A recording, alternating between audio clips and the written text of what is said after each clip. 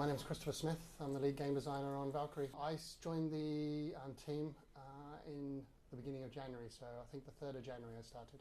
I put that helmet on and said I want to work on this job. And honestly, what made me want to come into this role was I interviewed, and I hadn't used VR before. I put it on, I played the demo. I believe I swore a lot, and it was all positive swearing. And from that second on, I went, I want to do this. This is pretty much, in my entire career, this is the project I want to do. You know, talk about your dream projects. This is it. Basically, we're a very small team, so roles are kind of, you know, we have roles, but we're only a like 24 strong, 25 strong team. So my job is really to make sure I filter all of the enthusiasm and the intent we want to put into the game. So that's mainly around the experience of the gameplay and now and in the future, and taking what they'd done last year, the amazing job and the amazing demo and prototype they made, and turning it into Real Boy. We kind of, you'll see in the keynote later, Owen will reference, you know, essentially the Pinocchio story, and that's what we're doing at the moment, and that's what I've been involved with. It's really funny because I think of it less as when it comes to this experience and what separates it from other VR experiences, I don't really see it like that.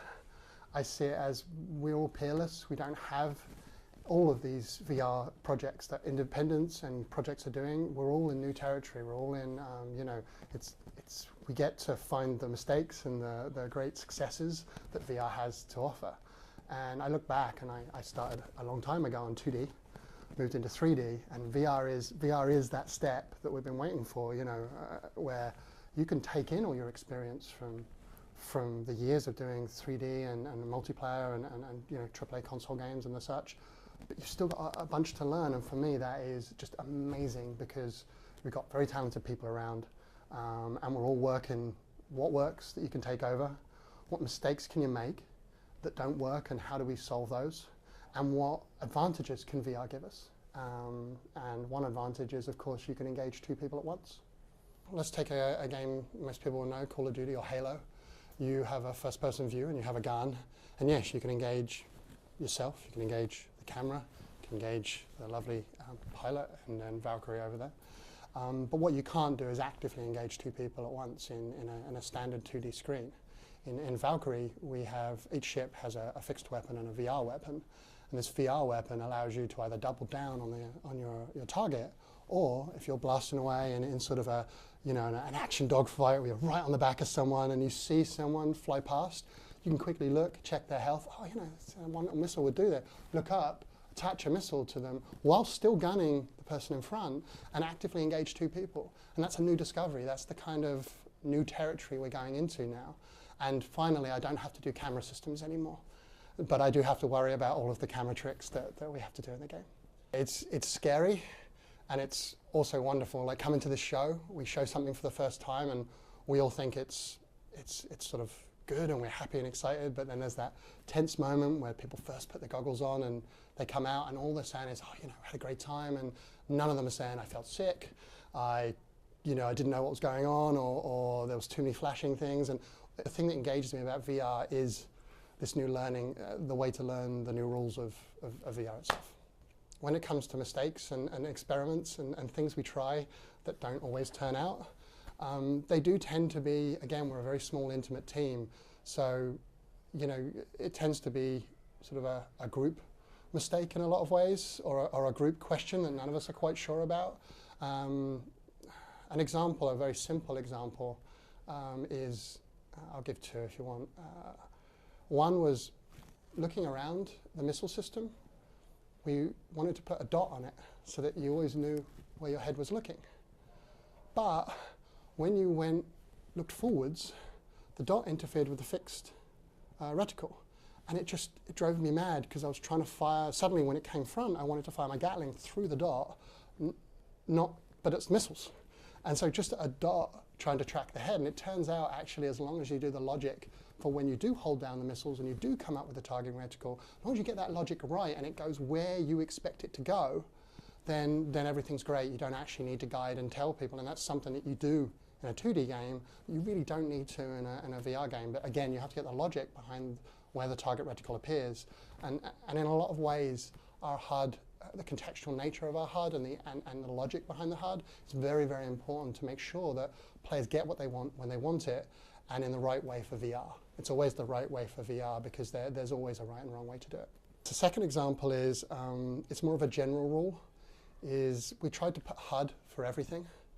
You know, where people are, friends, countermeasures, the decoy system, the blaster, how much energy you've got in your blaster.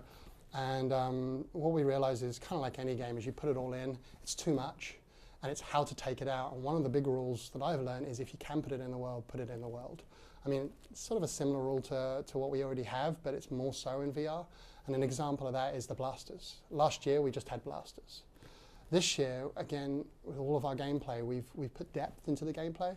So the blasters start out more powerful, and then they're normal firing, and then after a while they drop in power. Now, we used to have a bar that showed you all of that. We don't anymore. When you play it and you look to your right or look to your left, both the weapons have these spinning charges, and as you fire, they start getting faster and redder and hotter and hotter and hotter. So they're always at you're always looking around, so you always kind of get your status of your guns, and what we realize is not something you have to force on the player all the time.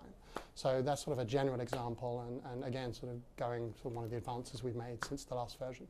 One of our tenets to the project is to have a great space combat fantasy. So what we're trying to do with this game is reproduce all of, I mean, you yourself must love Star Wars, Battlestar.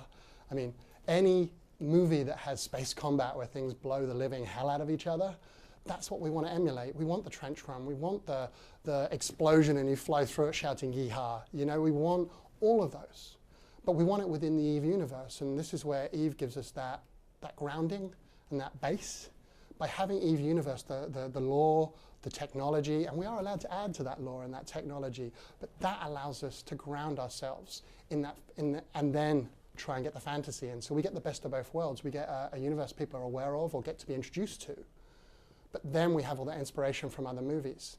And by having the grounding and the inspiration, we end up with a very solid experience that could feel realistic, but then there's the fun of the fantasy coming in, and that's always, you're absolutely right, at the core of our experience is a fun shooter with, you know, tactical depth where you'll want to play it 1,000 times and have just as much fun each time.